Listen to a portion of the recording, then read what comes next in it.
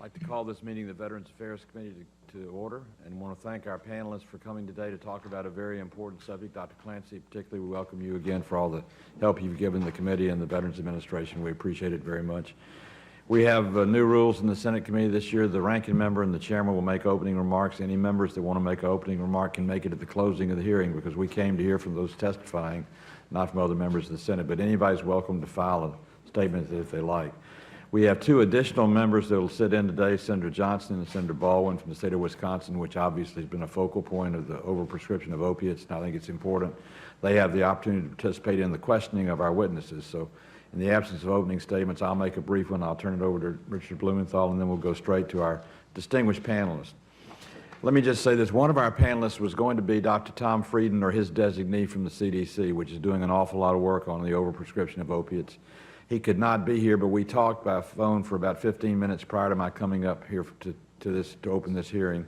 And there are two facts that he told me that I want to read out that I think make the point as to why this is an important hearing. 145,000 Americans have died in the last 10 years from an overprescription or overconsumption of opiates. 145,000. The rate of prescription has become so great that there were enough prescribed last year to provide one in every 6 Americans with a prescription for a year. That's 15% of the population with a year's prescription. That's how much of a supply is coming out. The CDC has recognized it as such a prominent problem for health care in America. They have got a task force working on guidelines for their prescriptions, which will be published sometime at the end of December for public comment, and hopefully by April 1st will become policy of the CDC in the United States of America. This is a serious problem. Abuse of and overprescription of opiates is bad for the recipient, and it's bad for the country, and it's a bad way to mask problems rather than treat problems, which is what we're all about in terms of the Veterans Administration. So with that opening preface and the gravity of the situation as illustrated by the statistics from the CDC, I'm happy to welcome our ranking member for his opening remarks. Senator Blumenthal. Dr. Clancy, you made an interesting statement in your remarks I have to seize on for just a second. You're talking about violations of policy at VA in terms of overprescription of opiates. You made the statement that wherever we find that to take place, we will take the appropriate action, talking about discipline, I presume.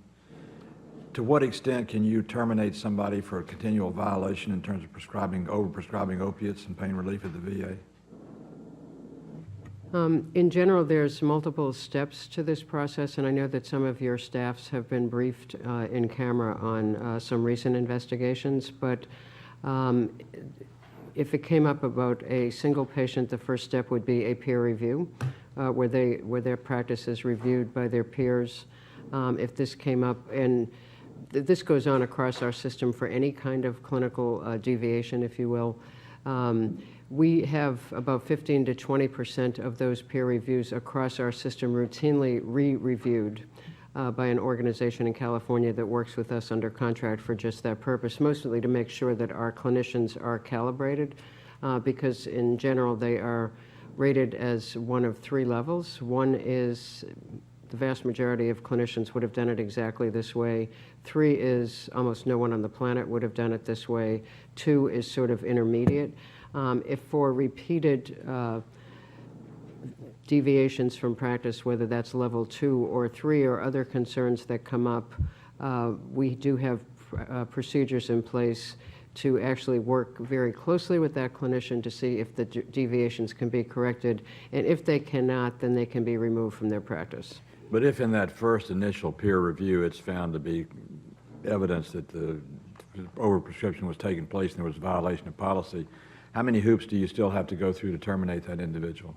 There are a number of steps. The first is to discuss that with the individual and counsel them about what is the right kind of practice and so forth, and that's why we have all this expertise to be able to bring to the attention of that. I mean, this is a part of routine practice across all areas. And it takes a long time. It does. It does. The reason I asked the question is it was announced this morning, I believe, at the VA that the director of the project in Denver, the construction of that hospital, is no longer with the VA and took retirement. Is that correct? Yes.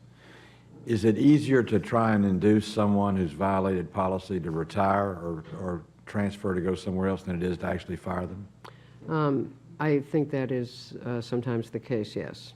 One thing I'd love, and I appreciate your great service and your great information you provided us with. One thing you could do for me and the committee, I think, any counsel you could give us on what we could do as legislators to give you statutory ability to run your department in a responsive way, not an abusive way, but a responsive, would be greatly appreciated, because I think the VA is being blamed for inaction that they really was not fair, because the policies and procedures are so great to go from the violation to termination that it's easier to try and induce somebody to transfer or somebody to just retire.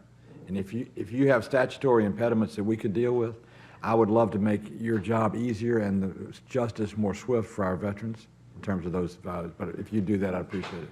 Well, I appreciate that, Mr. Chairman, and I would just call to your attention and those of your colleagues that there are really two big issues on the clinical side. One is, although it's also true for other areas, one is having enough evidence that it will stick and not be overturned. In the example of strong concerns about a clinician's practice, a